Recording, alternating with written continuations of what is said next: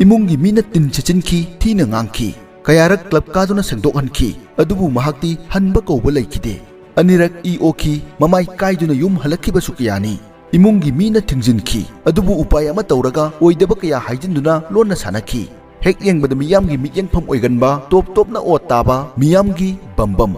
मियेंग तामिनरसी world championship अनिरक miss ओइख्रबा बम्बमगी अरोनबा अफोंगबा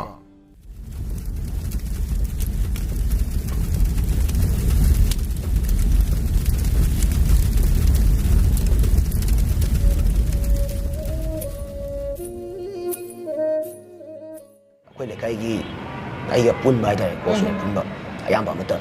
support तौदे तसें यादे tournament चक्कदबसे नुदांग file नाइने नुदांग सानगदबसे चमिनसे है कनामते यादब अना हाम चंगपदा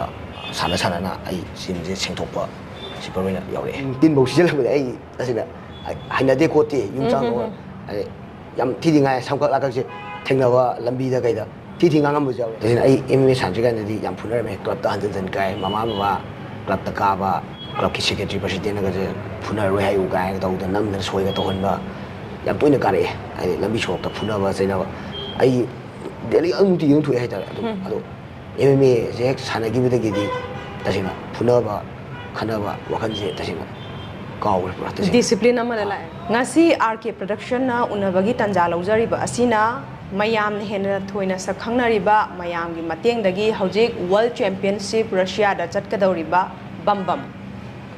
डिसेंबर थादा पांथोकदौरिबा एमएमए वर्ल्ड चैंपियनशिप की दमक बम्बम याम कन्ना जु होटनाबिरी अकनबा हार्डकोर ट्रेनिंग सेशन जिगी मनुंगदा आरके प्रोडक्शन की दमक मतम काइथोपिबगी दमक बम्बमबु थागचरी बम्बम हौजिक मयामगी मतेंगदगी बम्बम जे सुमाइना रशिया दा एमएमए वर्ल्ड चैंपियनशिप से यावबगी तंजा अमा मयामगी मतेंगदगी फंगदोरे करी फाउबी इसादा करी हाबिनी याम नुंगाइबा याम थाजदबा हाइतारे आइना खंजरुबदगी गि वांगदा हाइतारे याम थाजदबा मोंगदा सुमाइना मयामगी मतेंग पांगबसी याम नुंगाइ मयामगी मतेंगदगी आई माइ पाखुसु ओइजगे हाइजरे अकोइना खंगजबदा बम्बम जे यामना हार्ड वर्किंग ओइना जु हौरे अदुगा याम का हेना नुंगाइ बे इमुंगदगी जु नते एमएमए फाइटिंग की जर्नी जे कमाइना होगिबनो तसेंना वाय आई एमएमए की मौ कन सानरपसे तसेना मणिपुर दा एमएमए सानबम जे आइना खंगजरपदा केएमसी कंगलाइपाक मिक्स मार्शल कोचना अकोइ सारफ्रेंग सिंगजमैदा तौबिरमे अदो मतमदुदा आई अदुदा मिंग चलगा सानबा ngamdabagi awaba ama leibana boxing practice tawraga hana ai wrestling background wrestling sahi ahum ga makhai training tawsare malapata adugi matungda boxing training tawraga ai kickboxing sanaraga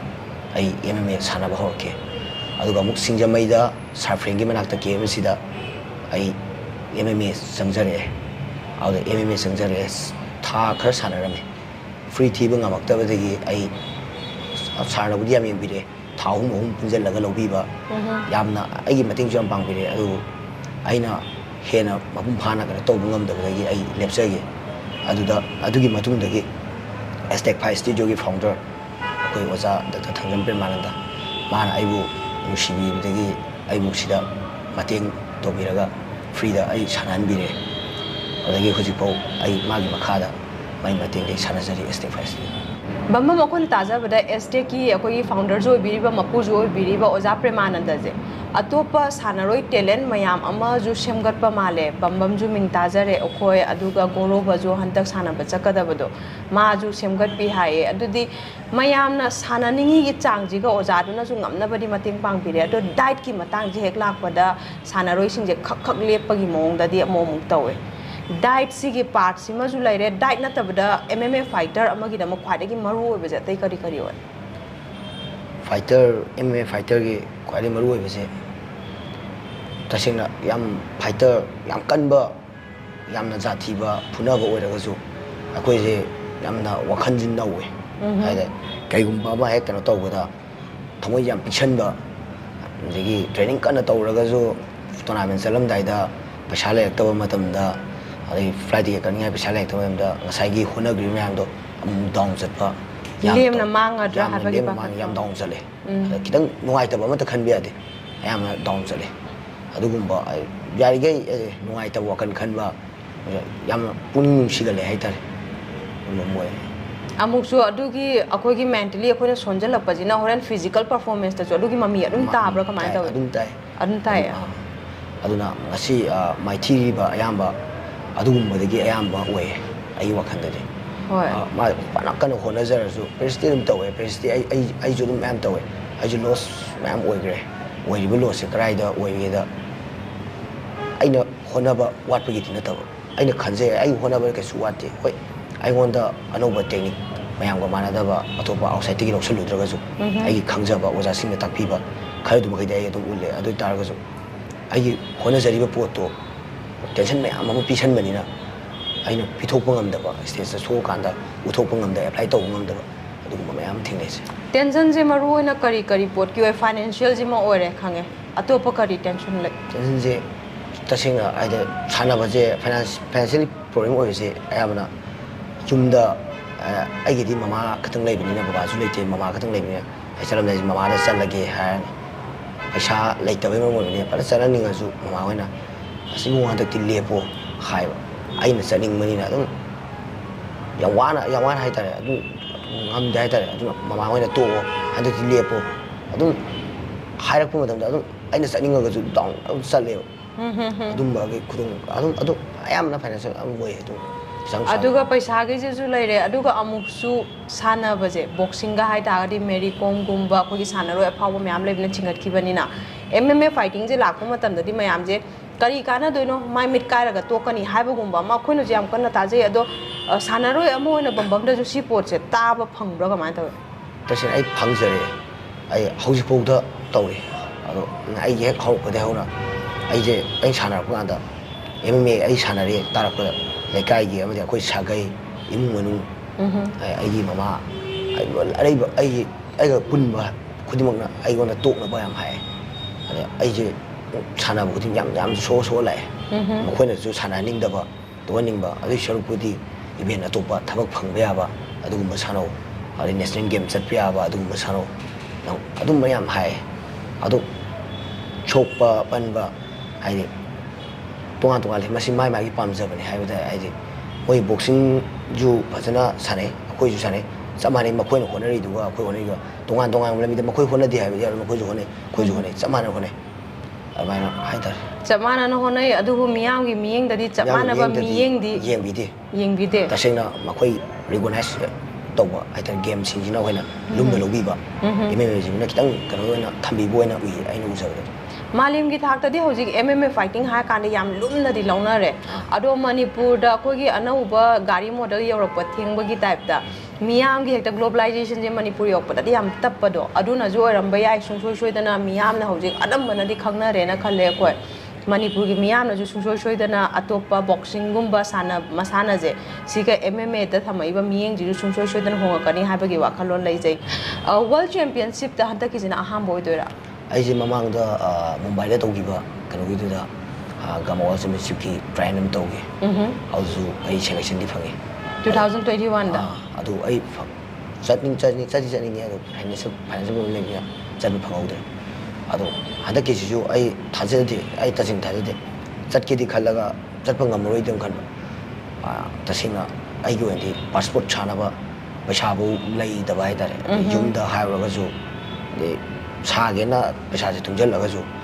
ꯍꯦꯛꯇ ꯂꯣꯏꯁꯤꯟꯈꯤꯕꯅ ꯍꯥꯟꯕ ꯌꯨꯝꯒꯤ ꯑꯋꯥꯠ ꯑꯄꯥꯗꯨꯅ ꯍꯦꯜꯂꯛꯄꯅꯤꯅ ꯑꯗꯨꯅ ꯁꯥꯕꯁꯨ ꯉꯝꯗꯦ ꯑꯗꯨꯅ ꯍꯟꯗꯛꯇꯤ ꯃꯌꯥꯝꯒꯤ ꯁꯞꯄꯣꯔꯠꯇꯒꯤ ꯆꯠꯆꯗꯧꯔꯦ ꯍꯣꯏ ꯕꯝꯕꯝꯅ ꯉꯁꯤ ꯃꯌꯥꯝꯒꯤ ꯃꯇꯦꯡ ꯐꯪꯉꯀꯥꯟꯗ ꯁꯨꯃꯥꯏꯅ ꯆꯠꯄ ꯌꯥꯕꯒꯤ ꯐꯤꯕꯝ ꯍꯧꯖꯤꯛ ꯄꯥꯁꯄꯣꯔꯠꯁꯨ ꯈꯨꯠꯇ ꯄꯥꯏꯔꯦ ꯍꯥꯏꯔꯦꯀꯣ ꯁꯤꯃꯛ ISTVꯒꯤꯁꯨ ꯑꯆꯧꯕ ꯃꯇꯦꯡ ꯑꯃ ꯂꯩꯔꯦꯅ ꯊꯥꯖꯩ ꯑꯗꯨꯒꯤ ꯃꯃꯥꯡꯗ ꯑꯃꯨꯛ ꯇꯣꯝ ꯇꯤꯚꯤꯅꯁꯨ ꯄꯨꯊꯣꯛꯄꯤꯌꯨꯔꯦ ꯅꯠꯇ꯭ꯔꯥ ꯍꯣꯏ ꯃꯈꯣꯏꯒꯤꯁꯨ ꯇꯧꯕꯤꯃꯜ ꯀꯥꯎꯕ ꯌꯥꯗ꯭ꯔꯦ ꯑꯗꯨꯗꯤ ꯕꯝꯕꯝ ꯃꯆꯥ ꯑꯃꯅ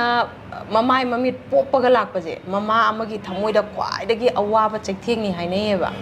ꯑꯗꯣ ꯅꯪꯅ ꯑꯍꯥꯟꯕ ꯇꯣꯔꯅꯥꯃꯦꯟ ꯑꯃ ꯊꯣꯛꯎꯕ ꯀꯥꯟꯗ ꯁꯣꯛꯑꯒ ꯂꯥꯛꯄ ꯃꯇꯝꯗ ꯃꯃꯥꯒꯤ ꯔꯤꯑꯦꯛꯁꯟꯁꯦ ꯀꯔꯤ ꯂꯩꯒꯦ ꯇꯁꯦꯡꯅ ꯑꯩꯒꯤ ꯐꯥꯏꯠ ꯁꯥꯟꯅꯕꯁꯦ ꯑꯍꯥꯟꯕꯁꯦ 2019ꯗ ꯐꯥꯏꯠ ꯑꯍꯥꯟꯕ ꯑꯃ ꯊꯣꯛꯑꯦ 2019ꯒꯤ ꯐꯦꯕ꯭ꯔꯨꯋꯥꯔꯤꯁꯤꯗ ꯑꯩꯒꯤ ꯑꯍꯥꯟꯕ ꯐꯥꯏꯠ ꯊꯣꯛꯑꯦ ꯃꯅꯤꯄꯨꯔꯗ ꯃꯅꯤꯄꯨꯔ ꯐꯥꯏꯠ ꯂꯤꯛꯅ ꯃꯁꯤ ꯁꯥꯟꯅꯕꯁꯦ ꯇꯁꯦꯡꯅ ꯑꯩꯈꯣꯏ ꯃꯃꯥ ꯍꯣꯏꯁꯨ ꯌꯥꯗꯦ ꯍꯥꯟꯅꯗꯩꯗꯤ ꯑꯗꯨꯝ ꯈꯪꯉꯦ MMA ꯍꯥꯏꯁꯦ ꯀꯃꯥꯏꯅ ꯇꯧꯒꯦ ꯏ ꯊꯣꯛꯑꯦ ꯈꯣꯠꯂꯦ ꯃꯥꯏ ꯃꯤꯠ ꯀꯥꯏꯅꯩ ꯑꯗꯨꯝ ꯑꯩꯈꯣꯏ ꯃꯃꯥ ꯍꯣꯏꯁꯨ ꯍꯥꯟꯅꯗꯩ ꯈꯪꯉꯦ ꯑꯩ ꯆꯠꯁꯤ ꯌꯥꯗꯦ ꯑꯩꯈꯣꯏ ꯂꯩꯀꯥꯏꯒꯤ ꯑꯩꯒ ꯄꯨꯟꯕ ꯍꯥꯏꯇꯥꯔꯦ ꯀ꯭ꯂꯣꯁ ꯑꯣꯏꯅ ꯄꯨꯟꯕ ꯑꯌꯥꯝꯕ ꯑꯃꯠꯇ ꯑꯩꯉꯣꯟꯗ ꯁꯞꯄꯣꯔꯠ ꯇꯧꯗꯦ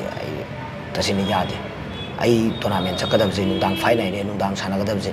ꯆꯠꯃꯤꯟꯅꯁꯦ ꯍꯥꯏꯕ ꯀꯅꯥꯝꯇ ꯌꯥꯗꯕ ꯑꯣ ꯋꯥꯏ ꯑꯩꯒꯤ ꯏꯃꯥꯟꯅꯕ ꯑꯅꯤꯈꯛ ꯂꯩꯌꯦ ꯃꯈꯣꯏꯅ ꯇꯧꯔꯒ ꯔꯥꯃꯣꯇꯤ ꯀꯧꯋꯦ ꯑꯃꯅ ꯎꯇꯣꯃꯩ ꯀꯧꯋꯦ ꯃꯈꯣꯏꯅꯤ ꯇꯧꯔꯒ ꯄꯨꯊꯣꯛꯄꯤꯔꯒ ꯑꯩꯁꯦ ꯄꯨꯔ ꯆꯠꯂꯦ ꯑꯗꯨꯃꯥꯏꯅ ꯇꯧꯔꯒ ꯁꯥꯟꯅꯩ ꯑꯩ ꯍꯜꯂꯛꯑꯦ ꯃꯥꯏ ꯃꯤꯠ ꯀꯥꯏ ꯇꯁꯦꯡꯅ ꯑꯩ ꯉꯛꯁꯝꯁꯨ ꯇꯦꯛꯑꯦ ꯀꯂꯔ ꯕꯣꯟꯁꯨ ꯇꯦꯛꯑꯦ ꯑꯣ ꯀꯂꯔ ꯕꯣꯟ ꯇꯦꯛꯑꯦ ꯉꯛꯁꯝꯁꯨ ꯇꯦꯛꯑꯦ ꯑꯗꯒꯤ ꯃꯥꯏ ꯁꯣꯝ ꯅꯥꯀꯟꯒꯩ ꯄꯨꯔꯥ ꯃꯤꯠꯆꯨꯝꯗ ꯄꯥꯡꯕ ꯌꯥꯗ꯭ꯔꯦ ꯄꯨꯔꯥ ꯀꯥꯝꯈꯠꯂꯦ ꯑꯩꯈꯣꯏ ꯃꯥ ꯃꯥꯡ ꯆꯪꯉꯦ ꯁꯥꯟꯅꯕ ꯌꯥꯔꯔꯣꯏꯅ ꯑꯩꯈꯣꯏ ꯃꯥꯅ ꯊꯤꯡꯖꯤꯜꯂꯦ ꯐꯅꯌꯥꯝ ꯀꯨꯏꯅ ꯊꯤꯡꯖꯤꯜꯂꯦ ꯑꯗꯨꯒꯤ ꯃꯇꯨꯡꯗ ꯑꯗꯨꯝ ꯊꯤꯡꯖꯤꯜꯂꯦ ꯑꯩ ꯇꯁꯦꯡꯅ ꯑꯩ ꯊꯤꯡꯉꯁꯨ ꯑꯩꯒꯤ ꯄꯥꯝꯕ ꯂꯝꯕꯤꯁꯤꯗꯩꯗꯤ ꯐꯅꯌꯥꯝ ꯊꯤꯡꯉꯁꯨ ꯑꯩ ꯂꯣꯟ ꯑꯗꯨꯝ ꯁꯥꯟꯅꯅꯤ ꯑꯗꯨꯝ ꯁꯥꯟꯅꯩ ꯑꯗꯨꯅ MMA ꯇꯁꯦꯡꯅ MMAꯗ ꯆꯪꯕ ꯌꯥꯔꯛꯇꯕ ꯍꯥꯏꯗꯤ ꯑꯩꯈꯣꯏ ꯃꯃꯥ ꯍꯣꯏꯅ ꯄꯥꯝꯃꯛꯇꯕꯅꯤꯅ MMA ꯆꯪꯕ ꯌꯥꯔꯛꯇꯕꯅꯤꯅ MMA ꯑꯣꯏꯅ ꯁꯥꯟꯅꯕ ꯌꯥꯗꯕꯅꯤ나 ꯃꯨꯏꯊꯥꯏꯒꯨꯝꯕ ꯁꯥꯟꯅꯔꯒ ꯃꯨꯏꯊꯥꯏꯅ ꯁꯥꯟꯅꯔꯒ MMA ꯇꯣꯔꯅꯥꯃꯦꯟ ꯊꯣꯛꯄ ओके ꯃꯨꯏꯊꯥꯏ ꯑꯣꯏꯅ ꯁꯥꯟꯅꯔꯒ MMA ꯇꯣꯔꯅꯥꯃꯦꯟ ꯊꯣꯛꯄ ꯀꯤꯛꯕꯣꯛꯁꯤꯡ ꯑꯣꯏꯅ ꯁꯥꯟꯅꯔꯒ MMA ꯇꯣꯔꯅꯥꯃꯦꯟ ꯊꯣꯛꯄ ꯑꯗꯨꯃꯥꯏꯅ ꯇꯧꯋꯦ ꯁꯣꯛꯄꯒꯤ ꯐꯤꯕꯝꯗꯤ ꯍꯟꯊꯕ ꯀꯧꯕ ꯂꯩꯔꯝꯃꯔꯣꯏ ꯑꯗꯨꯗꯗꯤ ꯃꯃꯥꯅꯗꯤ ꯀꯔꯤ ꯍꯥꯏ ꯍꯥꯏꯗꯤ MMA ꯗ ꯁꯣꯛꯄꯗꯨꯒ ꯃꯨꯊꯥꯏꯗ ꯁꯣꯛꯄꯗꯨꯒ ꯌꯥꯔꯝꯗꯦ ꯊꯤꯡꯉꯦ ꯌꯥꯝ ꯊꯤꯡꯉꯦ ꯑꯩ ꯑꯩꯈꯣꯏ ꯃꯃꯥꯗ ꯑꯩꯅ ꯇꯣꯏꯅ ꯍꯥꯏꯕꯁꯤ ꯇꯣꯔꯅꯥꯃꯦꯟ ꯁꯦꯟꯇꯔ ꯏꯃꯥ ꯍꯟꯗꯛꯅ ꯂꯥꯁ ꯑꯣꯏꯔꯒꯦ ꯍꯟꯗꯛꯅ ꯂꯣꯏꯔꯣꯀꯣ ꯍꯟꯗꯛꯅ ꯂꯣꯏꯔꯣꯀꯣ ꯉꯥꯛꯇꯅꯦ ꯍꯟꯗꯛ ꯑꯩꯈꯣꯏ ꯕꯨꯕꯣꯛꯁꯨ ꯑꯩꯈꯣꯏ ꯃꯃꯥꯁꯨ ꯌꯥꯝ ꯄꯥꯈꯠꯂꯦ ꯑꯗꯨ ꯃꯈꯣꯏꯅ ꯍꯥꯏꯕꯗ ꯇꯣꯏꯅ ꯍꯥꯏꯕꯁꯦ ꯍꯟꯗꯛꯅ ꯂꯣꯏꯔꯣꯀꯣ ꯏꯕꯨꯡꯉꯣ ꯍꯟꯗꯛꯅ ꯂꯣꯏꯔꯣꯀꯣ ꯏꯕꯨꯡꯉꯣ ꯍꯟꯗꯛꯅ ꯂꯣꯏꯔꯒꯦ ꯍꯥꯏꯔꯁꯦ ꯃꯊꯪꯗꯁꯨ ꯑꯃꯨꯛ ꯍꯟꯗꯛꯅ ꯂꯣꯏꯔꯒꯦ ꯑꯗꯨꯃꯥꯏꯅ ꯇꯧꯔꯒ ꯏꯅꯩ ꯀꯧꯅ ꯁꯤ ꯌꯧꯔꯛꯄꯅꯦ ꯍꯣꯏ ꯑꯗꯨꯗꯤ ꯍꯥꯏꯅ ꯃꯃꯥꯁꯦ ꯈꯪꯅ ꯎꯁꯤꯟꯅꯗꯕ ꯑꯃꯗꯤ ꯇꯧꯔꯦꯕ ꯃꯆꯥꯒꯤ ꯑꯄꯥꯝꯕꯁꯤ ꯎꯔꯀꯥꯟꯗ ꯕꯃꯝꯅ ꯆꯍꯤ ꯀꯌꯥ ꯁꯨꯔꯛꯄ ꯀꯥꯟꯗ ꯕꯕꯥ ꯂꯩꯈꯤꯗꯕꯅꯣ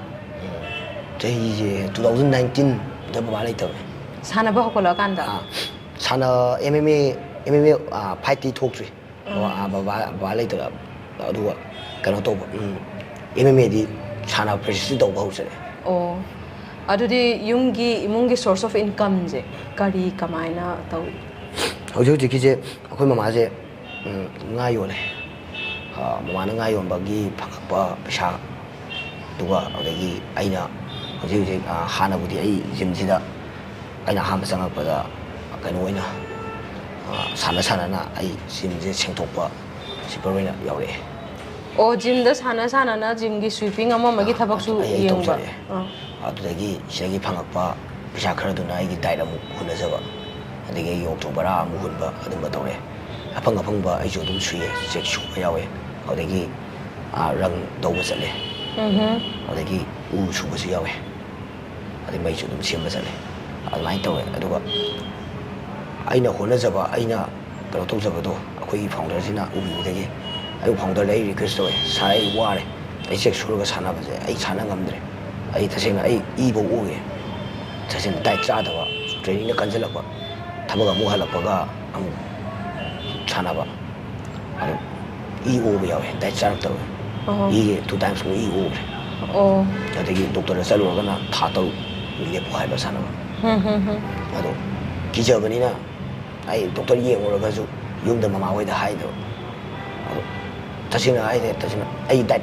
चाब फंगक्तबगी ट्रेनिंग हेन खनजलक सानदबसु यादब सानबसु चंजनब अदु याम वाय अदुमाय तौरगा तौरे अदुगा तसेंना अखोइगी फाउंडर सिना आइगोंदा आइनसु फाउंडर रिक्वेस्ट साइ याम वारे अदुना I check Surga तगी थबक Atop अवाब Surga सानबदा माइपुनना चपत ngamdre आइगी record याम थिचले हाय साना फरे अदु नंग रेसलिंग की कोच होइना सिदा लेरो ट्रेनर होइ लेरो अदुमाय तौरगा ट्रेनर होइना पुजरे होजिक थानि पान सुरे इसिदा पुजरब थानि पान कंप्लीट पारे अदुदगी रेसलिंग तांगना आई MMA की कोच समजु ओइरा अदुमाय तौरगा सिदा लेय अदुदी मपुंग ओइना हाइबदा बम्बम इसाजे सेल्फ मेड मियोय हाइबदुनेबा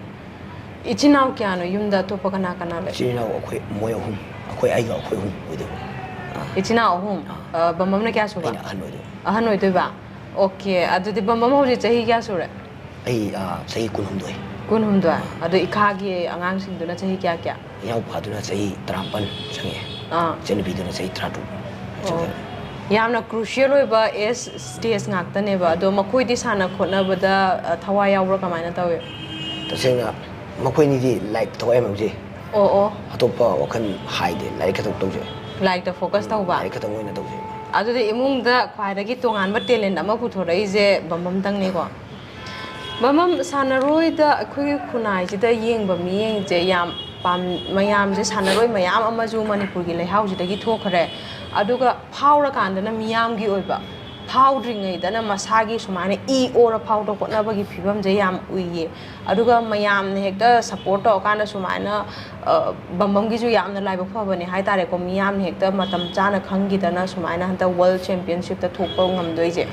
ꯁꯨꯃꯥꯏꯅ ꯁꯥꯟꯅꯔꯣꯏ ꯑꯇꯣꯞꯄꯁꯨ ꯃꯌꯥꯝ ꯋꯥꯔꯦ ꯈꯨꯗꯝ ꯑꯣꯏꯅ ꯉꯁꯥꯏ ꯒꯣꯔꯣꯕꯒꯤ ꯑꯩꯈꯣꯏ ꯍꯥꯏꯅꯈꯤꯕꯗꯣ ꯍꯥꯟꯅꯁꯨ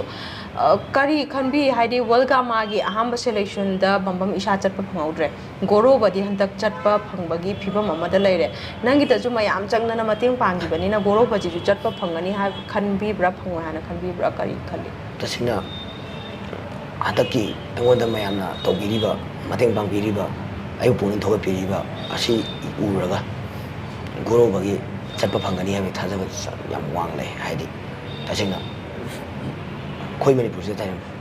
ꯃꯧ ꯐꯕ ꯍꯥꯏꯇꯥꯔꯦ ꯄꯨꯛꯆꯦꯜ ꯆꯥꯎꯕ ꯌꯥꯝ ꯂꯩ ꯍꯥꯏꯗꯤ ꯃꯇꯦꯡ ꯌꯥꯝ ꯄꯥꯡꯕ ꯃꯤ ꯌꯥꯝ ꯂꯩ ꯄꯨꯛꯆꯦꯜ ꯆꯥꯎꯕ ꯑꯗꯨꯝꯕ ꯎꯔꯒ ꯇꯁꯦꯡꯅ ꯆꯠꯄ ꯉꯝꯒꯅꯤ ꯍꯥꯏꯅ ꯊꯥꯖꯕ ꯋꯥꯡꯂꯦ ꯕꯝꯕꯝ ꯏꯁꯥꯅ ꯁꯥꯟꯅꯕꯁꯦ ꯃꯧꯊꯥꯏ ꯁꯥꯟꯅꯔꯦ ꯕꯣꯛꯁꯤꯡ ꯁꯥꯟꯅꯔꯦ ꯀꯤꯛ ꯕꯣꯛꯁꯤꯡ ꯁꯥꯟꯅꯔꯦꯗꯅ ꯃꯌꯥꯝ ꯁꯥꯟꯅꯔꯛꯄꯁꯤꯗ ꯏꯍꯥꯟ ꯍꯥꯟꯅ ꯃꯥꯏ ꯄꯥꯛꯈꯤꯕꯁꯦ ꯆꯍꯤ ꯀꯌꯥ ꯁꯨꯕꯗ ꯄꯥꯛꯈꯤ ꯀꯔꯝꯕ ꯃꯁꯥꯟꯅꯗ ꯄꯥꯛꯈꯤ ꯃꯥꯏ ꯄꯥꯛꯄꯁꯦ ꯑꯩꯁꯦ ꯇꯣꯔꯅꯥꯃꯦꯟꯗꯤ ꯊꯣꯛꯂꯛꯇꯦ ꯑꯩ ꯇꯁꯦꯡꯅ ꯑꯩ ꯔꯦꯁꯂꯤꯡ ꯁꯥꯟꯅꯔꯁꯨ ꯕꯣꯛꯁꯤꯡ ꯁꯥꯟꯅꯔꯁꯨ ꯃꯣꯏꯊꯥꯏ ꯁꯥꯟꯅꯔꯁꯨ ꯑꯩ ꯇꯣꯔꯅꯥꯃꯦꯟ ꯊꯣꯛꯂꯛꯇꯦ ꯑꯣ ꯑꯩꯒꯤ ꯑꯦꯝꯗꯤ ꯑꯩ ꯑꯦꯝ ꯑꯦꯝ ꯑꯦꯗ ꯑꯩ ꯆꯠꯂꯦ ꯍꯥꯟꯅꯗꯒꯤ ꯑꯦꯝ ꯑꯦꯝ ꯑꯦꯁꯦ ꯑꯗꯨꯝ ꯇꯥꯔꯒꯦꯠꯇ ꯂꯥꯛꯈ꯭ꯔꯦ ꯂꯥꯛꯆꯩ ꯑꯩ ꯑꯦꯝ ꯑꯦꯝ ꯑꯦ ꯇꯁꯦꯡꯅ ꯑꯦꯝ ꯑꯦꯝ ꯑꯦꯁꯦ ꯌꯥꯝ ꯄꯥꯝꯖꯅ ꯍꯧꯔꯛꯑꯦ ꯍꯥꯟꯅꯗꯒꯤꯁꯨ ꯑꯗꯨꯝ ꯑꯦꯝ ꯄꯥꯝꯖꯅ ꯍꯧꯔꯛꯑꯦ ꯑꯗ ꯑꯦꯝ ꯑꯦꯝ ꯑꯦꯁꯦ ꯁꯥꯟꯅꯖꯕ ꯉꯝꯖꯗꯕꯒꯤ ꯑꯇꯣꯞꯄ ꯏꯚꯦꯟꯁꯤꯡꯗꯨꯗ ꯑꯩꯅ ꯃꯇꯦꯡ ꯂꯧꯕ ꯃꯈꯣꯏꯗ ꯍꯣꯠꯅꯕ ꯍꯥꯏꯗꯤ ꯑꯩꯈꯣꯏ ꯈꯨꯃꯟꯗ ꯑꯥꯔ ꯁꯤ ꯁꯤꯗ ꯔꯦꯁꯂꯤꯡ ꯁꯥꯟꯅꯕꯗ ꯄꯩꯁꯥ ꯇꯤꯡꯗꯦ ꯇꯁꯦꯡꯅ ꯑꯗꯩ ꯐꯣꯝ ꯑꯃ ꯂꯧꯔꯒ ꯑꯗꯨꯝ ꯁꯥꯟꯅꯩ ꯑꯗꯨꯗ ꯑꯗꯨꯃꯥꯏꯅ ꯇꯧꯔꯒ ꯇ꯭ꯔꯦꯅꯤꯡ ꯇꯧꯔꯒ ꯃꯐꯝ ꯑꯃ ꯇꯧꯔꯒ ꯑꯩ ꯁꯨꯃꯥꯏꯅ ꯁꯥꯟꯅꯔꯦ ꯇꯁꯦꯡꯅ ꯃꯣꯏ ꯑꯩ ꯇꯣꯔꯅꯥꯃꯦꯟ ꯊꯣꯛꯎꯗꯦ ꯏꯚꯦꯟ ꯑꯇꯣꯞꯄꯗ ꯇꯣꯔꯅꯥꯃꯦꯟ ꯊꯣꯛꯇꯦ ꯇꯁꯦꯡꯅ ꯑꯦꯝ ꯑꯦꯝ ꯑꯦꯗ ꯈꯛꯇꯪ ꯑꯩ ꯆꯠꯆꯩ ꯑꯗꯩ ꯑꯦꯝ ꯑꯦꯝ ꯑꯦ ꯑꯍꯥꯟꯕ ꯁꯥꯟꯅꯩ 2019ꯒꯤ ꯐꯦꯕꯋꯥꯔꯤꯗ ꯑꯩ ꯑꯍꯥꯟꯕ ꯁꯥꯟꯅꯩ ꯄꯣꯏ ꯌꯥꯝ ꯊꯤꯅ ꯐꯨꯔꯛꯑꯦ ꯑꯗꯨ ꯑꯩꯒꯤ ꯋꯥꯈꯜꯗ ꯄꯣꯕ ꯀꯥꯕ ꯑꯩꯗꯤ ꯑꯅꯤꯃꯛ ꯆꯞ ꯃꯥꯟꯅꯩ ꯇꯁꯦꯡꯅ ꯀꯥꯕꯁꯨ ꯄꯣꯕꯁꯨ ꯆꯞ ꯃꯥꯟꯅꯩ ꯑꯩ ꯋꯥꯈꯜꯗ ꯂꯩꯖꯕ ꯋꯥꯈꯜ ꯁꯣꯟꯍꯟꯗꯦ ꯑꯩ 10ꯔꯛ ꯄꯣꯔꯁꯨ 11 ꯁꯨꯕꯗ ꯑꯩꯅ ꯀꯥꯅꯤ ꯍꯥꯏꯕꯒꯤ ꯑꯩꯉꯣꯟꯗ ꯊꯥꯖꯕ ꯑꯃ ꯂꯩ ꯑꯗꯨꯅ ꯑꯩꯒꯤꯗꯤ 10ꯔꯛ ꯄꯣꯔꯁꯨ 11 ꯁꯨꯕꯗ ꯀꯥꯕꯗꯣ ꯑꯗꯨꯅ ꯑꯩꯒꯤ ꯅꯨꯡꯉꯥꯏꯕꯅꯦ ꯑꯗꯨꯃꯥꯏꯅ ꯂꯩꯊꯣꯛꯑꯦ ꯑꯗꯨꯅ ꯄꯣꯕꯒꯤ ꯀꯥꯕꯒꯤ ꯑꯩꯉꯣꯟꯗ ꯊꯣꯏꯗꯣꯛꯄ ꯂꯩꯇꯦ ꯑꯩꯒꯤꯗꯤ ꯁꯥꯟꯅꯕ ꯐꯪꯕ ꯁꯤ ꯈꯛꯇꯅ ꯑꯩꯒꯤꯗꯤ ꯍꯟꯗꯛꯀꯤ ꯋꯥꯔꯜ ꯆꯦꯝꯄꯤꯌꯟꯁꯤꯞꯁꯦ ꯁꯤꯗꯗꯤ ꯀꯔꯤ ꯇꯥꯔꯒꯦꯠ ꯂꯩꯕꯤ ꯇꯁꯦꯡꯅ ꯋꯥꯔꯜ ꯆꯦꯝꯄꯤꯌꯟꯁꯤꯞꯁꯦ ꯑꯩꯒꯤ ꯑꯉꯝꯕ ꯕꯦꯁ ꯂꯦꯚꯦꯜꯗ ꯍꯣꯠꯅꯒꯦꯅ ꯈꯜꯂꯦ ꯇꯁꯦꯡꯅ ꯍꯣꯠꯁꯨ ꯍꯣꯠꯅꯔꯤ ꯑꯗꯣ ꯂꯧꯒꯅꯤ ꯍꯥꯏꯕꯒꯤ ꯊꯥꯖꯕꯁꯨ ꯌꯥꯝ ꯋꯥꯡꯉꯦ ꯀꯟꯐꯤꯗꯦꯟꯁ ꯌꯥꯝ ꯂꯩ ꯍꯥꯏꯕꯗꯤ ꯃꯌꯥꯝꯅ ꯁꯨꯃꯥꯏꯅ ꯇꯧꯕꯤꯔꯛꯑꯦ ꯑꯩꯉꯣꯟꯗ ꯁꯥꯔꯝꯕ ꯑꯋꯥꯕ ꯑꯌꯥꯝꯕ ꯂꯣꯏ ꯀꯣꯛꯑꯦ ꯇꯁꯦꯡꯅ ꯁꯤꯗꯗꯤ ꯑꯩꯅ ꯍꯣꯠꯅꯒꯗꯕꯇ ꯉꯥꯏꯔꯦ ꯇꯁꯦꯡꯅ ꯑꯩꯒꯤ ꯁꯦꯟꯒꯤ ꯑꯩ ꯋꯥꯠꯄ ꯑꯝꯇ ꯊꯝꯕꯤꯗ꯭ꯔꯦ ꯃꯌꯥꯝꯅ ꯇꯁꯦꯡꯅ ꯁꯞꯄꯣꯔꯠ ꯐꯖꯅ ꯇꯧꯕꯤꯔꯦ ꯑꯗꯨꯅ ꯁꯤꯗ ꯑꯩꯒꯤ ꯋꯥꯠꯂꯤꯕ ꯍꯥꯏꯕꯨ ꯑꯩꯅ ꯏꯁꯥꯅ ꯍꯣꯠꯅꯒꯗꯕ ꯑꯗꯨ ꯈꯛꯇ ꯉꯥꯏꯖꯩ ꯑꯗꯨꯗꯤ ꯃꯌꯥꯝꯒꯤ ꯊꯥꯖꯕ ꯃꯥꯡꯍꯜꯂꯔꯣꯏ ꯍꯥꯏꯕꯁꯦ ꯕꯝꯕꯝꯒꯤ ꯏꯁꯥꯒꯤ ꯑꯆꯦꯠꯄ ꯊꯥꯖꯕꯅꯦꯕ ꯋꯥꯔꯜ ꯆꯦꯝꯄꯤꯌꯟꯁꯤꯞ ꯍꯥꯏꯔꯛꯑꯕꯅꯤꯅ ꯃꯥꯂꯦꯝꯒꯤ ꯃꯐꯝ ꯇꯣꯉꯥꯟꯕꯗꯒꯤ ꯍꯥꯟꯅꯗꯒꯤ ꯃꯥꯏꯊꯤꯕ ꯅꯪꯉꯛꯈꯤꯗ꯭ꯔꯕ ꯃꯤꯑꯣꯏ ꯃꯌꯥꯝ ꯑꯃꯁꯨ ꯊꯣꯛꯂꯛꯑꯅꯤ ꯁꯤꯗ ꯀꯩꯅꯣꯅ ꯕꯝꯕꯝꯅ ꯇꯥꯔꯒꯦꯠ ꯇꯧꯔꯤꯕ ꯃꯤꯁꯦ ꯅꯠꯇ꯭ꯔꯒ ꯈ꯭ꯋꯥꯏꯗꯒꯤ ꯑꯀꯟꯕ ꯑꯣꯄꯣꯅꯦꯟꯠ ꯑꯣꯏꯒꯅꯤꯅ ꯈꯟꯕ ꯃꯤꯁꯦ ꯀꯅꯥ ꯄꯥꯊꯣꯛꯑꯒ ꯊꯝꯃꯤ ꯀꯟꯕꯁꯦ ꯂꯣꯏꯅꯃꯛ ꯆꯞ ꯃꯥꯟꯅꯩ ꯍꯥꯏꯇꯥꯔꯦ ꯑꯩꯅ ꯁꯥꯟꯅꯔꯤꯕ ꯑꯩꯅ ꯇ꯭ꯔꯦꯅꯤꯡ ꯇꯧꯔꯤꯕ ꯆꯥꯡꯁꯤꯗ ꯃꯈꯣꯏꯁꯨ ꯂꯣꯏ ꯇꯧꯔꯛꯏꯅꯦ ꯑꯗꯨꯅ ꯑꯩꯅ ꯀꯜꯂꯤ ꯆꯥꯡꯁꯤꯗ ꯃꯣꯏꯁꯨ ꯑꯗꯨꯝ ꯀꯜꯂꯛꯇꯣꯏꯅꯦ ꯑꯗꯨꯅ ꯊꯣꯏꯗꯣꯛꯅ ꯑꯗꯨꯅ ꯀꯟꯒꯅꯤ ꯍꯥꯏꯕꯗꯤ ꯂꯩꯇꯦ ꯍꯦꯟꯅ ꯁꯛꯅꯥꯏꯕ ꯃꯤꯗꯤ ꯑꯗꯨꯗꯤ ꯋꯥꯔꯜ ꯆꯦꯝꯄꯤꯌꯟꯁꯤꯞꯅꯤꯅ ꯃꯥꯒꯤ ꯂꯝꯒꯤ ꯃꯥꯒꯤ ꯀꯟꯇ꯭ꯔꯤꯒꯤ ꯇꯣꯉꯥꯟꯕ ꯆꯦꯝꯄꯤꯌꯟ ꯄꯨꯊꯣꯛꯅꯔꯛꯀꯅꯤ ꯕꯝꯕꯝꯅ ꯍꯧꯖꯤꯛ ꯁꯥꯟꯅꯗꯣꯔꯤꯕ ꯋꯦꯠ ꯀꯦꯇꯦꯒꯣꯔꯤꯁꯦ ꯀꯔꯝꯕ ꯀꯦꯇꯦꯒꯣꯔꯤꯗꯅꯣ ꯐ꯭ꯂꯥꯏ ꯋꯦꯠ 56.7 kg 56.7 kg ꯑꯣ ꯑꯗꯨꯗꯤ ꯀꯩꯅꯣꯒꯤ ꯐ꯭ꯔꯦꯛꯁꯟꯁꯤꯗꯁꯨ ꯂꯧꯋꯦꯕ ꯋꯦꯠ ꯀꯦꯇꯦꯒꯣꯔꯤꯁꯦ ꯑꯣꯀꯦ ꯕꯝꯕꯝꯒꯤ ꯕꯕꯥꯁꯨ ꯂꯩꯈꯤꯗ꯭ꯔꯦꯗꯅꯀꯣ 2019ꯗ ꯑꯗꯣ ꯃꯍꯥꯛꯅ ꯍꯤꯡꯂꯤꯉꯩ ꯃꯇꯝꯗ ꯁꯥꯟꯅꯕꯒꯤ ꯃꯇꯥꯡꯗ ꯃꯍꯥꯛꯀꯤ ꯑꯄꯥꯝꯕ ꯀꯔꯤ ꯂꯩꯔꯝꯃꯤ ꯑꯩ ꯕꯕꯥꯁꯦ ꯍꯥꯟꯅ ꯊꯥꯡ ꯇꯥ ꯁꯥꯟꯅꯔꯝꯃꯤ ꯃꯥꯁꯦ ꯇꯁꯦꯡꯅ ꯁꯥꯟꯅꯕ ꯈꯣꯠꯅꯕꯁꯦ ꯌꯥꯝ ꯄꯥꯝꯖꯩ ꯉꯁꯥꯏꯒꯤ ꯑꯣꯏꯅ ꯑꯗꯣ ꯇꯁꯦꯡꯅ ꯑꯩꯈꯣꯏ ꯕꯕꯥꯗꯤ ꯈꯪꯍꯧꯗ꯭ꯔꯦ ꯑꯩ ꯁꯥꯟꯅꯕꯁꯦ ꯑꯗꯣ ꯈꯪꯍꯧꯗ꯭ꯔꯒꯁꯨ ꯑꯩ ꯕꯕꯥꯅꯗꯤ ꯌꯥꯝ ꯄꯥꯝꯖꯕ ꯏꯚꯦꯟ ꯑꯣꯏꯌꯦ ꯑꯩ ꯁꯥꯟꯅꯩꯁꯦ ꯄꯥꯝꯖꯕ ꯕꯕꯥꯒꯤ ꯂꯝꯕꯤꯗꯨꯅꯦ ꯍꯥꯏꯕ ꯇꯥꯔꯦ ꯆꯠꯂꯤꯁꯦ ꯑꯗꯨꯒꯤ ꯕꯕꯥꯒꯤ ꯃꯣꯇꯤꯚꯦꯁꯟꯗꯨꯅ ꯍꯧꯖꯤꯛ ꯕꯝꯕꯝ ꯂꯦꯞꯇꯅꯁꯨ ꯆꯪꯁꯤꯜꯂꯤꯀꯣ ꯑꯩꯅ ꯆꯠꯇꯣꯏꯁꯤꯅ ꯄ꯭ꯔꯣꯐꯦꯁꯅꯦꯜ ꯐꯥꯏꯠꯅꯤ ꯑꯩꯅ ꯆꯠꯇꯣꯏꯁꯤꯅ ꯑꯗꯨꯒ ꯑꯦꯃꯦꯆꯔꯒ ꯄ꯭ꯔꯣꯐꯦꯁꯅꯦꯜ ꯈꯦꯠꯅꯕꯁꯦ ꯑꯦꯃꯦꯆꯔꯁꯤꯅ ꯑꯩꯈꯣꯏꯒꯤ ꯑꯦꯜꯕꯣ ꯊꯥꯕ ꯌꯥꯗꯦ ꯑꯗꯒꯤ ꯒ꯭ꯔꯥꯎꯟꯗ ꯅꯤ ꯊꯥꯕ ꯌꯥꯗꯦ ꯑꯗꯒꯤ ꯔꯨꯜ ꯌꯥꯝ ꯂꯩꯈ꯭ꯔꯦ ꯑꯗꯨꯗꯒꯤ ꯁꯤꯟ ꯒꯥꯔꯗ ꯎꯞꯄꯤ ꯑꯗꯒꯤ ꯇꯁꯤꯅ ꯕꯥꯎꯠ ꯀꯩꯅꯣ ꯃꯤꯅꯤꯠꯁꯦ 3 minute 3 round ꯑꯣꯏ ꯑꯦꯃꯦꯆꯔꯒꯤꯁꯤꯅ ꯑꯗꯨꯒ ꯄ꯭ꯔꯣꯐꯦꯁꯅꯦꯜ ꯐꯥꯏꯠꯀꯤꯁꯤꯅ ꯒ꯭ꯂꯣꯞꯁꯦ ꯀꯩꯅꯣ ꯑꯣꯏꯔꯅꯤ ꯄ꯭ꯔꯣꯐꯦꯁꯅꯦꯜ ꯒ꯭ꯂꯣꯞ ꯑꯣꯏꯔꯅꯤ ꯃꯆꯥ ꯃꯀꯛꯇꯪ ꯑꯣꯏꯕꯗꯣ ꯑꯗꯨꯒ ꯁꯤꯟꯒꯥꯔ ꯎꯞꯄꯔꯣꯏ ꯑꯗꯨꯒ ꯑꯦꯜꯕꯣ ꯊꯣꯝꯕ ꯌꯥꯅꯤ ꯒ꯭ꯔꯥꯎꯟ ꯅꯤ ꯊꯥꯕ ꯌꯥꯅꯤ ꯑꯦꯅꯤ ꯖꯒꯥꯗ ꯑꯩꯈꯣꯏꯅ ꯊꯣꯝꯕ ꯌꯥꯏ ꯑꯗꯨꯒ ꯃꯣꯏꯅ 5 minute 3 round ꯒꯧꯔꯕ ꯑꯣꯏꯅ ꯆꯠꯀꯗꯧꯔꯤꯕ ꯒꯃꯥ ꯋꯥꯔꯜ ꯆꯦꯝꯄꯤꯌꯟꯁꯤꯞ ꯑꯩꯈꯣꯏꯁꯤꯅ ꯑꯦꯃꯦꯆꯔ ꯐꯣꯔꯃꯦꯠꯅꯤ 3 minute 3 round ꯁꯥꯟꯅꯒꯅꯤ ꯁꯤꯟ ꯒꯥꯔꯗ ꯑꯗꯨꯒ ꯃꯥꯅ ꯍꯟꯗꯛ ꯁꯥꯟꯅꯗꯣꯏꯁꯤꯅ MMA striking ꯃꯈꯥꯗ ꯒ꯭ꯔꯥꯎꯟ ꯆꯣꯛ ꯇꯧꯕ ꯌꯥꯗꯕ ꯁ꯭ꯇꯦꯟꯗꯤꯡ ꯐꯥꯏꯠ ꯑꯣꯏꯅ ꯍꯥꯏꯇꯥꯔꯦ ꯆꯣꯛ ꯇꯧꯔꯒꯁꯨ ꯃꯊꯛꯇ ꯂꯦꯞꯅ ꯂꯦꯞꯅ ꯑꯗꯨꯝ ꯆꯣꯛ ꯇꯧꯕ ꯂꯦꯞꯅ ꯂꯦꯞꯅ ꯅꯤ ꯊꯥꯔꯁꯨ ꯂꯦꯞꯅ ꯊꯥꯕ ꯁ꯭ꯇꯦꯟꯗꯤꯡ ꯐꯥꯏꯠ ꯍꯥꯏꯇꯥꯔꯦ ꯁ꯭ꯇ꯭ꯔꯥꯏꯀꯤꯡ ꯑꯣꯏ ꯑꯗꯨ ꯁ꯭ꯇ꯭ꯔꯥꯏꯀꯤꯡ MMA 3 minute 3 round ꯁꯥꯟꯅꯅꯤ ꯍꯣꯏ ꯑꯗꯨꯒ ꯄ꯭ꯔꯣꯐꯦꯁꯅꯦꯜꯁꯤꯅ ꯑꯃꯨꯛ ꯔꯤꯛꯁ ꯆꯥꯎꯔꯛꯑꯅꯤ ꯄ꯭ꯔꯣꯐꯦꯁꯅꯦꯜꯁꯤꯅ ꯑꯃꯨꯛ ꯇꯣꯉꯥꯜꯂꯦ ꯄ꯭ꯔꯣꯐꯦꯁꯅꯦꯜꯁꯤꯅ ꯑꯉꯝ ꯊꯣꯝꯅꯕꯤꯔ ꯅꯠꯇ꯭ꯔꯒ ꯀꯩꯅꯣꯒꯤ ꯔꯨꯜ ꯈꯔ ꯂꯩꯕ꯭ꯔꯥ ꯒ꯭ꯔꯥꯎꯟ ꯔꯨꯜꯗꯤ ꯂꯩ ꯀꯔꯤ ꯔꯨꯜ ꯂꯩ ꯁꯤ ꯕꯦꯛ ꯊꯣꯝꯕ ꯌꯥꯗꯦ ꯁ꯭ꯄꯥꯏꯅꯤꯡ ꯀꯣꯔꯗ ꯁꯤ ꯁꯣꯛꯄ ꯌꯥꯗꯦ ꯑꯣꯀꯦ ꯑꯗꯨꯒ ꯑꯦꯜꯕꯣ ꯊꯣꯝꯕ ꯌꯥꯏ ꯑꯦꯅꯤ ꯖꯒꯥꯗ ꯑꯗꯨꯗꯒꯤ ꯈꯨꯠ ꯉꯛꯁꯝ ꯆꯣꯛ ꯇꯧꯕ ꯃꯇꯝꯗ ꯁꯤꯡꯒꯜ ꯐꯤꯡꯒꯔ ꯊꯦꯛꯄ ꯌꯥꯗꯦ ꯑꯣꯀꯦ 3 ꯐꯤꯡꯒꯔꯗꯤ ꯊꯦꯛꯄ ꯑꯗꯨꯒꯨꯝꯕ ꯔꯨꯜ ꯂꯩ ꯊꯣꯏꯗꯣꯛꯅ ꯑꯇꯣꯞꯄ ꯀꯥ ꯍꯦꯟꯕ ꯑꯇꯩ ꯃꯤꯠꯇ ꯗꯥꯏꯔꯦꯛ ꯅꯝꯁꯤꯟꯕ ꯌꯥꯗꯦ ꯑꯇꯩꯗꯤ ꯂꯣꯏ ꯑꯌꯥꯝꯕ ꯂꯣꯏ ꯌꯥꯏ ꯑꯇꯩꯗꯤ ꯂꯣꯏꯅꯃꯛ ꯌꯥꯏ ꯂꯣꯏ ꯌꯥꯏ ꯑꯗꯨꯗꯤ ꯍꯧꯖꯤꯛꯀꯤ MMA ꯐꯥꯏꯇꯤꯡꯁꯦ ꯃꯔꯨꯑꯣꯏꯅ ꯄ꯭ꯔꯣꯐꯦꯁꯅꯦꯜꯒꯤ ꯑꯣꯏꯅ ꯂꯥꯛꯄ ꯀꯥꯟꯗ ꯃꯤ ꯁꯤꯕ ꯌꯥꯕ ꯐꯥꯎꯒꯤ ꯐꯤꯕꯝꯅꯤꯗꯅ ꯁꯤꯗ ꯑꯀꯤꯕ ꯄꯣꯛꯇꯕ꯭ꯔꯥ ꯀꯃꯥꯏꯅ ꯇꯧꯏ ꯇꯁꯦꯡꯅ ꯑꯀꯤꯕꯗꯤ ꯑꯩꯒꯤ ꯑꯣꯏꯅꯗꯤ ꯂꯩꯇꯦ ꯇꯁꯦꯡꯅ ꯑꯩ ꯌꯥꯝ ꯄꯥꯝꯖꯅ ꯆꯪꯉꯛꯄꯅꯤꯅ ꯑꯀꯤꯕꯁꯤꯃꯗꯤ ꯑꯩ ꯌꯥꯎꯖꯩ ꯑꯣꯀꯦ ꯑꯗꯣ ꯑꯗꯨꯃꯥꯏꯅ ꯐꯠꯇ ꯅꯨꯡꯗ ꯊꯣꯛ ꯇꯥꯔꯒꯗꯤ ꯏꯃꯨꯡ ꯂꯩꯍꯧꯔꯤꯁꯦ ꯑꯃꯨꯛ ꯃꯆꯥ ꯑꯍꯟꯅꯤꯅ ꯏꯃꯥꯒꯤ ꯑꯗꯣ ꯑꯗꯨꯝꯕꯩ ꯋꯥꯈꯜꯒꯗꯤ ꯑꯃꯨꯛ ꯆꯤꯡꯁꯤꯟꯗꯕ꯭ꯔꯥ ꯑꯗꯨ ꯊꯣꯏꯗꯣꯛꯅ ꯑꯩ ꯑꯗꯨ ꯆꯤꯡꯁꯤꯟꯖꯗꯦ ꯃꯥꯏ ꯄꯥꯛꯑꯒ ꯉꯝꯅꯤ ꯍꯥꯏꯕꯁꯦ ꯊꯥꯖꯕꯅꯦꯕ ꯃꯥꯏ ꯄꯥꯛꯑꯒ ꯂꯥꯛꯀꯅꯤ ꯍꯥꯏꯕꯁꯦ ꯇꯁꯦꯡꯅ ꯑꯩꯅ ꯀꯦꯁ ꯀꯥꯕꯗ ꯀꯦꯁ ꯃꯅꯨꯡ ꯆꯪꯕꯗ ꯑꯩꯅ ꯉꯝꯃꯁꯨ ꯑꯩꯅ ꯐꯨꯔꯤ ꯃꯥꯅ ꯉꯝꯃꯒꯅ ꯃꯥꯅ ꯉꯝꯃꯁꯨ ꯁꯤꯔꯁꯨ ꯀꯦꯁꯇ ꯁꯤꯅꯤ ꯍꯥꯏꯕꯒꯤ नुपा थोना ꯑꯁꯤꯒꯤ ꯋꯥꯈꯜꯁꯤꯗ ꯑꯗꯨꯝ ꯂꯩ ngamlagana machu tare ki firal yam phajai wafam je bambam gi ngasi phaugi sana bagi je MMA gi je achievement lai gi ba singdo khitang samlapna habiyo ꯑꯩꯒꯤ ꯑꯦꯛꯁꯄꯤꯔꯤꯌꯦꯟꯁꯁꯦ ꯅꯦꯁꯅꯦꯜ ꯆꯦꯝꯄꯤꯌꯟꯁꯤꯞ 4 times ꯆꯦꯝꯄꯤꯌꯟ ꯑꯣꯏꯔꯦ okay ꯑꯗꯩ international selection 2 times ꯑꯗꯨꯃꯥꯏꯅ ꯐꯪꯉꯦ okay international selection phange chatpa phangawdre financial reason maram orakanda bambam bayamna bambam hek haiba matamda bambam gi hair style je si han hek to uyi ado kari na motivate orakanda kari dagi inspiration phangkan hair style je lagi bano haibetang habiyo tasena ai punsije otaba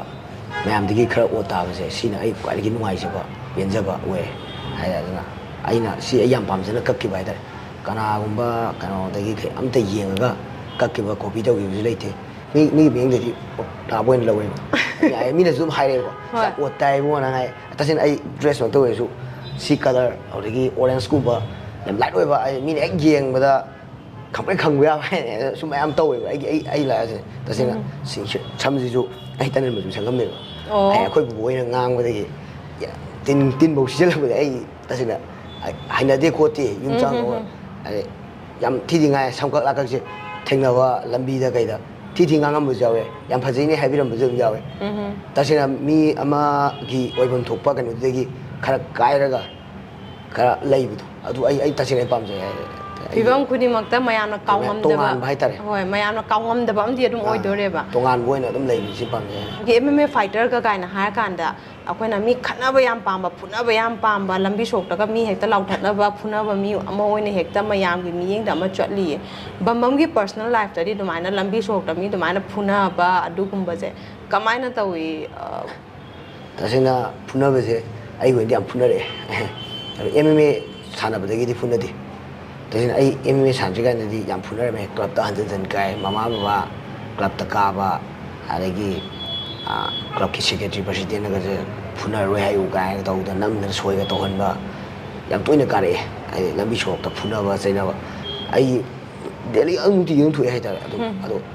MMA J सानगिबदगिदी तसेना फुनबा खनबा वखन J तसेना Cavour पुरा तसे discipline अमदा लाए ꯃꯤ ꯈꯟꯅꯔꯝꯃꯒꯁꯨ ꯂꯝꯕꯤꯗ ꯆꯪꯅꯤꯡꯗꯕ ꯑꯗꯨꯝ ꯏꯁꯥꯗ ꯑꯗꯨꯝ control ꯇꯧꯖꯩ ꯍꯥꯏꯇꯥꯔꯦ ꯇꯁꯦꯡꯅ MMA ꯐꯥꯏꯠꯁꯦ ꯃꯁꯤꯅ ꯌꯥꯝ ꯆꯥꯎꯕ ꯗꯤꯁꯤꯄ꯭ꯂꯤꯟ ꯑꯃ ꯄꯨꯔꯛꯑꯦ